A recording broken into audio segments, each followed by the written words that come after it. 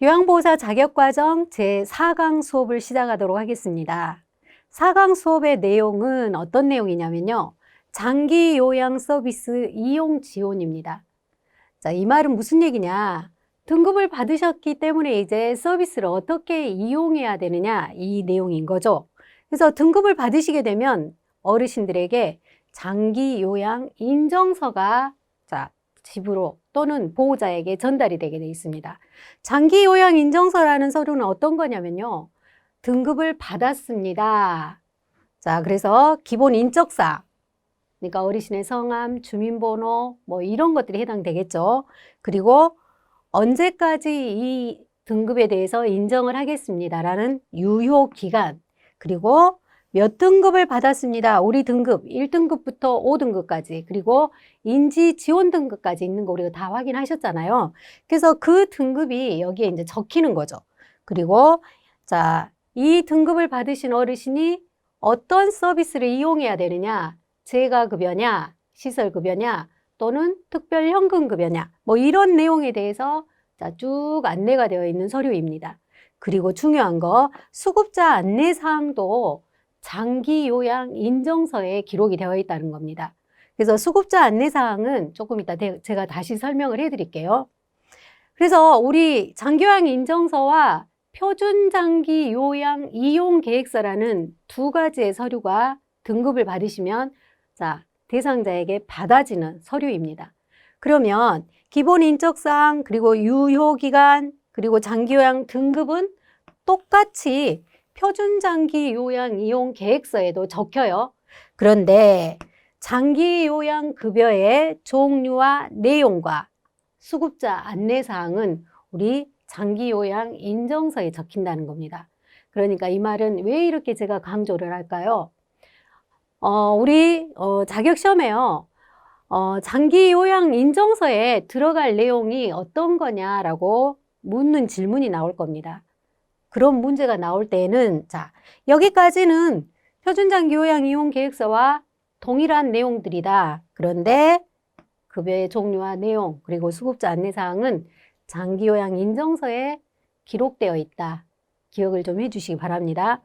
그래서 이 장기요양 인정서를 가지고 등급을 받았으니까 내가 예를 들어서 방문 요양 서비스를 받고 싶었다. 그러면 그 방문 요양 서비스를 해줄 수 있는 기관인지 상담해 보셔야 되겠죠. 자, 방문 상담을 하는 겁니다.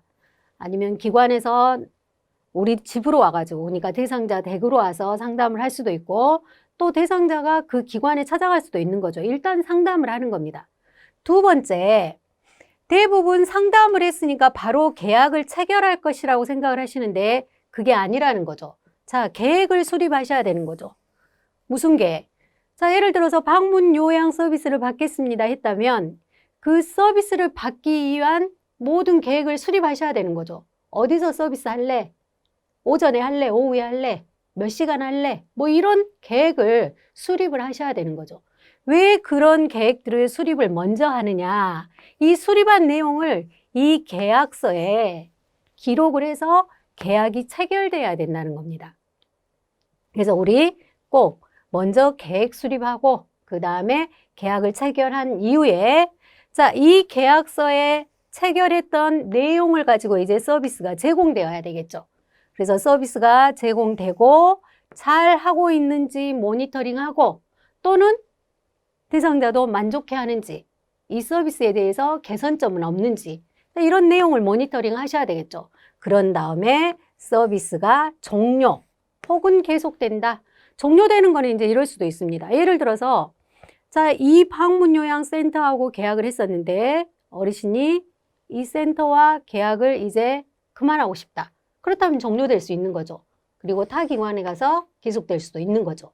그래서 이렇게 서비스가 이루어지는 장기요양 서비스가 이루어지는 이 순서를 우리가 조금 애우실 필요 없다고 제가 말씀드렸죠. 그래서 이해를 하시는 쪽으로 이렇게 돼서 이렇게 되겠구나 라고 이해를 좀 해주셨으면 좋겠습니다. 그래서 우리 장기요양 인정서에 기록되는 내용도 같이 기억을 좀 해주시길 바라고요. 자, 그럼 수급자 안내사항을 한번 살펴볼 텐데요. 수급자 안내사항은 어디에 적혀 있다고 했어요? 그렇죠. 장기요양 인정서에 적혀 있는 겁니다. 이 장기요양 인정서에 이 수급자 안내사항이 참 중요한 내용들이 좀 많이 적혀져 있습니다. 그래서 이 수급자 안내사항 몇 가지를 가지고 한 문제 정도를 낼 수도 있다는 거죠. 어떻게 낼 것이냐 보니까 장기요양급여를 받기 위해서는 이 장기요양 인정서가 장기요양기관에 제시되어야 된다는 겁니다. 그러니까 이 장기요양기관에 이 인정서가 없으면 계약이 이루어질 수 없다. 대상자분들이 이 인정서를 받아두고서 분실하는 경우도 있어요. 그럴 때에는 국민건강보험공단 가서 다시 재발급을 받으시면 되겠죠. 자, 그 다음에 우리 본인부담금에 대한 설명인데요. 국민기초생활보장법상 수급권자, 본인부담금, 자, 없다고 말씀드렸죠. 면제다. 그리고 의료급여법상 수급권자는 본인부담금을 40%에서 60% 경감해준다. 자, 이 내용도 기억을 해주시고요. 우리가 서비스를 받으려고 할 때는 올 한 달에 사용할 수 있는 금액이 정해져 있습니다. 그걸 우리는 올 한도액이라고 얘기를 하거든요. 그런데 그 금액이 초과돼 버렸다. 그럴 때는 본인이 전액을 부담한다. 초과된 금액은 본인이 부담해라. 그리고 비용 및 비급여 비용. 아까 우리 비급여는 본인 부담이다 라고 우리 말씀드렸죠.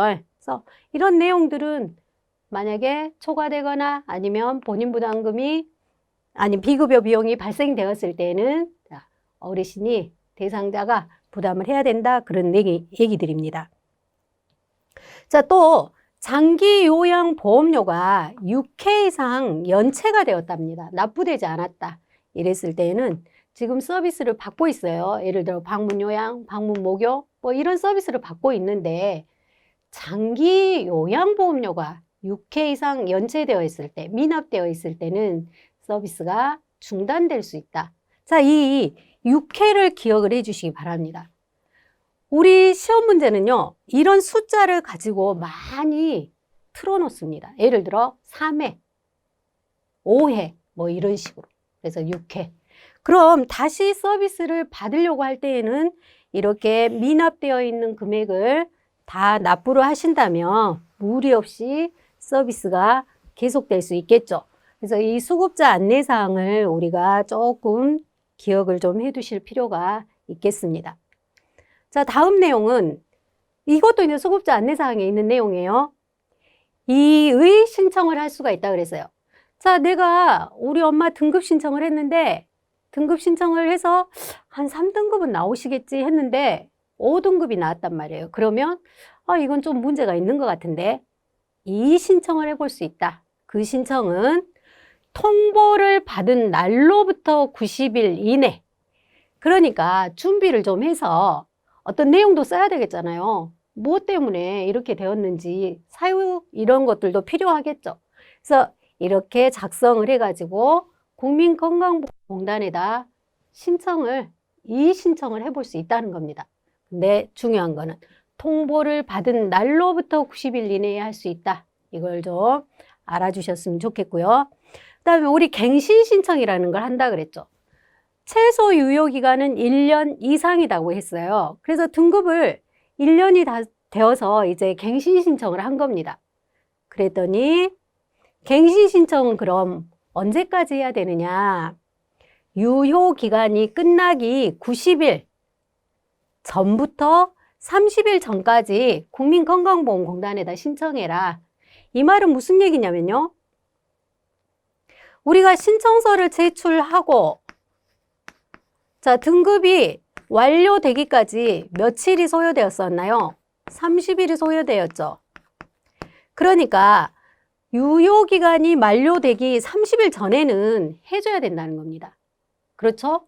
왜냐하면 만약에 30일이 유효기간이 끝났을 때서야 등급 신청을 한다면 이분은 약 한 달간은 등급이 없는 상태로 유지하다 보니까 서비스가 지속될 수 없는 거죠. 그래서 갱신 신청은 유효기간이 끝나기 90일 전부터 30일 전까지 국민건강보험공단에 신청을 해야 된다 이 얘기입니다. 자, 듣고 보니 어때요? 우리 장기요양 인정서에 기록되어 있는 수급자 안내 사항들이 좀 등급을 받으신 대상자들이 꼭 알아야 될 필요 내용들이 많이 수록이 되어 있는 거죠. 그래서 이 수급자 안내 사항을 우리가 좀 이해를 하실 필요가 있겠습니다. 자, 등급을 받았더니 장기요양 인정서와 또 같이 주어지는 서류가 있어요. 표준장기요양 이용 계획서입니다. 계획서. 계획서라는 거 뭘까요? 그렇죠. 자, 방문조사를 했더니 이분은 이런 계획에 의해서 서비스를 받았으면 좋겠다라고 국민건강보험공단에서 제시를 해주는 겁니다. 계획을 일부 세워서 제시해 주는 거예요. 그래서 한번 살펴보도록 하겠습니다. 그래서 1번, 대상자와 가족들이 적절한 장기요양 서비스를 받을 수 있도록 안내되었다. 왜냐하면 계획을 일부 세워서 보내와 주었기 때문에 이렇게 받으면 되겠구나라고 안내를 받을 수 있다는 겁니다. 두 번째, 또 장기요양 기관도 대상자를 이해하는 데 도움이 되는 자료라는 거죠. 왜냐하면 이분의 상태가 일부 적혀져 있기 때문에. 자, 세 번째, 공단이 제시하는 급여. 그러니까 자, 국민건강보험공단에서 이분께 제시를 하는 거야. 자, 제가 급여를 그중에 방문 요양을 횟수 일주일에 3회 180분 뭐 이런 식으로. 그렇다면 어때요? 방문 요양을 일주일에 3번 180분을 받았더니 우리가 부담해야 되는 본인 부담금이 얼마가 되겠구나라고 자, 기록이 돼서 제시가 돼서 오니까 가족들이 적절한 요양 서비스를 받는데 도움을 받을 수 있다라는 거죠. 거기에는 횟수, 그리고 이용 가능한 한도액, 본인 부담률, 자, 이런 것들이 표준장기 요양 이용 계획서에 기록되어서 온다는 겁니다. 그러니까 우리 아까 장기요양 인정서도 대상자의 기본 인적 사항과 그리고 유효기간 적혀져 있었죠. 그런 다음에 자, 또 뭐가 적혀져 있었죠? 유효기간 적혀져 있고, 그런데 이런 것들은 중복이 되는데 돈에 대한 얘기는 어디에 적혀져 있느냐? 표준장기 요양 이용 계획서에 적혀져 있다는 얘기예요. 그러니까 시험 문제가 이제 이런 식으로 나올 수 있는 겁니다. 표준장기 요양 이용 계획서에 들어갈 내용이 옳은 것을 고르시오 라고. 만약에 그렇다면 자, 돈에 대한 얘기가 적혀져 있는 거, 본인 부담률 또는 한도액, 뭐 이용 가능한 금액, 뭐 이렇다면 다 그게 이제 맞는 답이 되는 거죠. 그래서 인정서에 수록되어 있는 내용, 그리고 우리 표준장기 요양 이용 계획서에 자, 기록되어 있는 내용들을 우리가 조금은 기본적으로 어떤 내용들이 들어가 있는지를 좀 기억을 하고 계시면 좋겠네요.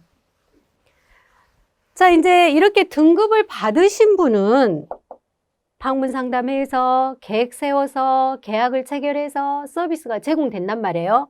그런데 우리 아까 등급을 받지 못하신 분들이 있었죠. 등급 외자, A형, B형, C형. 자, 이분들은 노인장기요양 등급 외자 지원 사업이라고 해서 노인보건복지 사업인데요. 등급 판정을 받지 못한 대상자, 등급 외자, 노인돌봄 기본 서비스와 노인돌봄 종합 서비스를 이용할 수 있다. 자, 아까 제가 기본 서비스는 뭐라고 설명을 드렸었죠? 네, 맞습니다. 독거 노인이 대상이다.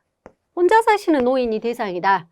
그리고 종합 서비스는 65세 이상, 그래서 등급 외자 A형, B형, C형이 해당하고, 자, 가사 지원해 준다고 했죠.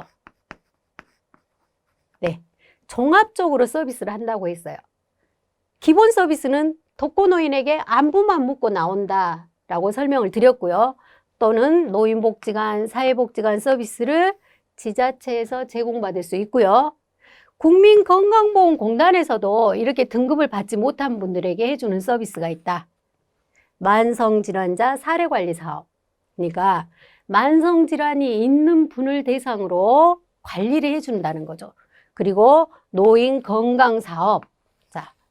자, 우리가 혹시라도 이게 문제에 나온다면 뒤에 사업이라는 말이 있는 것만 잘 고른다면 국민건강보험공단에서 해주는 사업이구나. 그리고 나머지는 시군구에서 하는 노인을 위한 사업. 그것도 등급을 받지 못한 등급 외자들에게 해주는 사업이 이렇게 있다. 그럼 등급을 받으신 분은 노인 장기 요양보험에서 서비스를 받으시는 거죠. 뭐 있었어요? 재가급여, 시설급여, 특별연금급여. 자, 이렇게 우리 지금 등급 받으신 분들이 받아야 되는 서비스, 그리고 등급을 받지 못한 등급의 A, B, C형에 대한 서비스까지 좀 우리가 알아봤습니다. 자, 이렇게 해서 노인 장기 요양 등급과 그리고 자, 등급을 받지 못한 등급 외자들이 이용할 수 있는 서비스까지 좀 전반적인 것들을 다 살펴보았습니다. 그래서 이 시간에 조금 내용이 다음 시간과 연결되는 부분이 조금 맞지 않아서 좀 일찍 이 내용을 이렇게 마무리를 하고요. 다음 시간에는 요양보호사가 어떤 업무를 해야 되는지에 대한 내용을 가지고 여러분들께 다시 찾아뵙도록 하겠습니다. 자, 수고 많으셨습니다.